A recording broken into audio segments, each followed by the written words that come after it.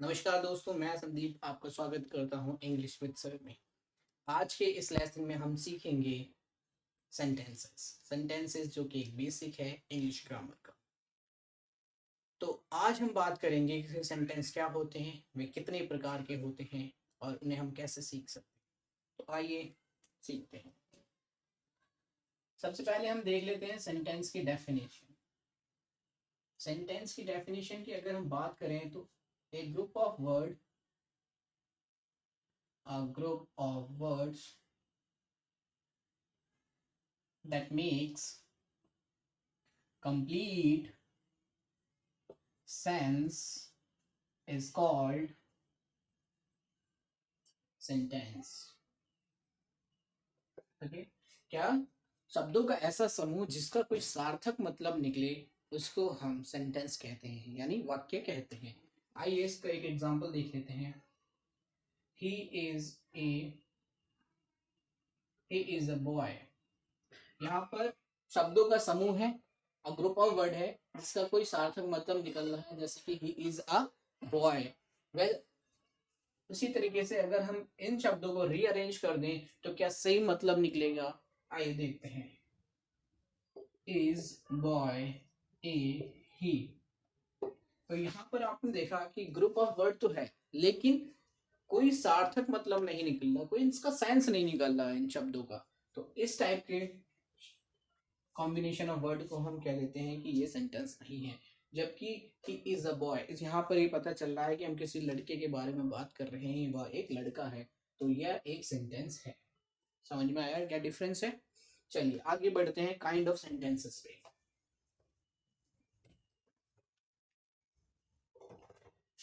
Kind of sentences. Kind of sentence की बात करें तो पहला जो हमारे उसमें आता है वो है सिंपल सेंटेंस और डिक्लेरेटिव सेंटेंस और असर्टिव सेंटेंस। डेफिनेशन देख लेंगे। A sentence that makes a statement or assertion is called simple, declarative, assertive sentences। Sorry, assertive sentences। वह वाक्य जिसमें कोई स्टेटमेंट दे, कोई बयान हो रहा हो या किसी प्रकार का दावा हो रहा हो। असर्शन का मतलब होता है दावा करना। तो किसी प्रकार का कोई स्टेटमेंट दे या कोई दावा करे, उस टाइप के वाक्य को हम सिंपल सेंटेंस कहते हैं। जैसे कि एग्जांपल के थ्रू देख लेते हैं हम। He is a boy. यहाँ पर ही इज अ बॉय कोई स्टेटमेंट दे रहा है कि वह एक लड़का है, कोई दावा कर रहा है कि वह एक लड़का है, तो यहाँ पर ही इज अ बॉय। दूसरा देख लेते हैं। This is a house. तो यहाँ पर भी वह एक घर है, तो कोई कुछ बता रहा है या कोई दावा कर रहा है। इस टाइप के सेंटेंस को हम सिंपल, डिक्लेरेटिव और असर्टिव सेंटेंस के नाम से जानते हैं। दूसरे टाइप के सेंटेंस को हम कहते हैं इंटेरोगेटिव सेंटेंसेस। क्या कहते हैं? इंटेरोगेटिव।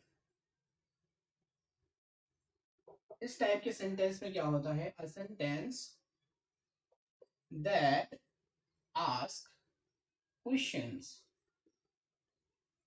is called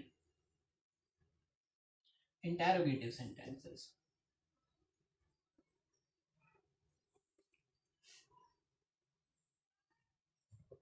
तो यहाँ पर क्या बोला मैंने कि a sentence that ask questions, जो कि क्वेश्चन पूछने के काम आते हैं, उनको हम इंटेरोगेटिव सेंटेंस के नाम से जानते हैं। जैसे कि एग्जांपल देख लीजिए आप। Who are you. और याद रखिएगा लास्ट में क्वेश्चन मार्क जरूर लगाइएगा। दूसरा है which book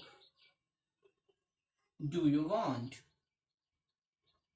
which book do you want, तुम्हें कौन सी किताब चाहिए। तो हम पूछ रहे हैं, यहाँ पर हम क्वेश्चन पूछ रहे हैं। तो इस टाइप के सेंटेंसेस को हम कहते हैं इंटेरोगेटिव सेंटेंस।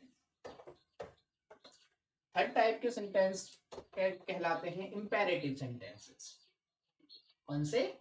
इंपेरेटिव, ये सेंटेंस बहुत ही महत्वपूर्ण होते हैं, imperative sentences. A sentence that express command or request or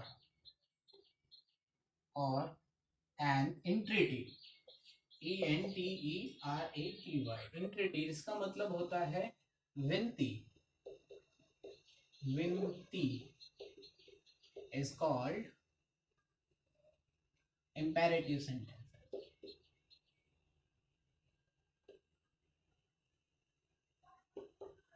आइए इसका एग्जाम्पल देख लेते हैं, उससे आपको ज्यादा क्लियर हो जाएगा। एग्जाम्पल है sit down, sit down, question mark, oh, full stop, be quiet,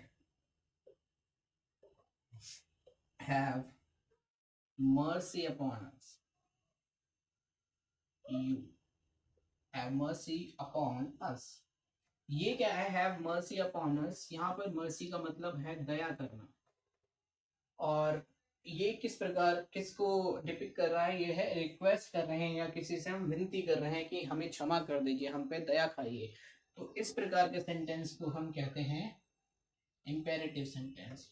और याद रखिए सिट डाउन और बी क्वाइट, यहाँ पर हम किसी को कमांड कर रहे हैं, आज्ञा दे रहे हैं किसी को, जो बैठो, नीचे बैठो या चुप रहो। तो यहाँ पर ये जो है, यहाँ पर कमांड दे रहे हैं हम। याद रखिए जो भी हम जहाँ जिस वाक्य में भी हम कमांड देंगे, किसी को आज्ञा देंगे, वो इंपेरेटिव सेंटेंसेस कहलाएंगे। और इसमें एक बात और है जो कि ध्यान रखने योग्य है, वो है कि हम यहाँ पर यू का इस्तेमाल नहीं करते, वो हमारे लिए नोन होता है। जैसे कि आप किसी को बोल रहे हैं कि सिट डाउन, तो आप उससे बोल रहे हैं, वो नोन होगा। आप कहेंगे नहीं कि यू सिट डाउन, आप कह देंगे यू सिट डाउन, वो समझ जाएगा कि आप उसी के लिए बात कर रहे हैं। तो यहाँ पर यू जो होता है वो साइलेंट होता है। चलिए 4 टाइप के कुछ सेंटेंस की तरफ बढ़ते हैं हम, जो कि है हमारा एक्सक्लेमेटरी सेंटेंस। एक्सक्लेमेटरी, ये सेंटेंसेस बहुत ज्यादा अमेजिंग होते हैं। इसमें क्या होता है, sentence that express strong feelings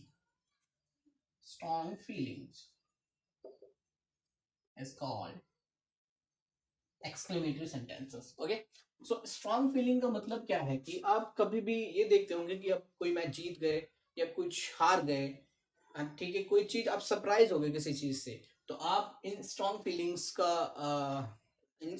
का यूज करते हैं। जैसे कि ओ शिट, हम वो मैच हार गए थे। Oh no, I have lost my job. Wow, you have earned this, like this. So, example is wow, oh no, what a shame। और याद रखिएगा इस साइन को हम बोलते हैं एक्सक्लेमेटरी साइन। ओके, आगे बढ़ते हैं अपने last but not least type of sentence में, जो कि है ऑप्टेटिव सेंटेंस। ऑप्टेटिव सेंटेंस क्या होते हैं, इसमें हम क्या करते हैं, a sentence that express prayer, wish और कर्स। किसी के लिए प्रेयर करना, विश करना या किसी को अभिशाप देना, कर्स देना, उस टाइप के सेंटेंसेस को हम ऑप्टेटिव सेंटेंस कहते हैं। जैसे कि हम किसी को कहते हैं may God bless you, may God bless you, तो वो किस टाइप के सेंटेंस की श्रेणी में आते हैं, ऑप्टेटिव सेंटेंस की श्रेणी में आते हैं। May you live long, may you live long, हम किसी को विश वो कर रहे हैं, दुआ दे रहे हैं, किसी को विश कर रहे हैं, मे यू लिव लॉन्ग। तो ये थे हमारे टाइप ऑफ सेंटेंस।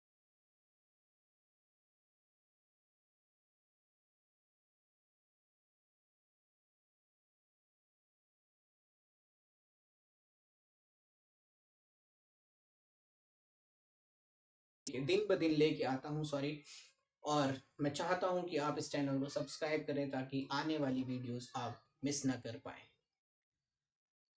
तो आइए इस मुहिम को आगे ले चलें। इंग्लिश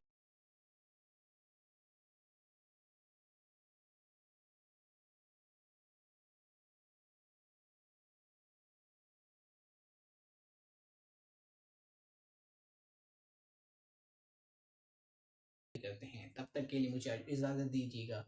मैं संदीप, आपका दोस्त। जय हिंद।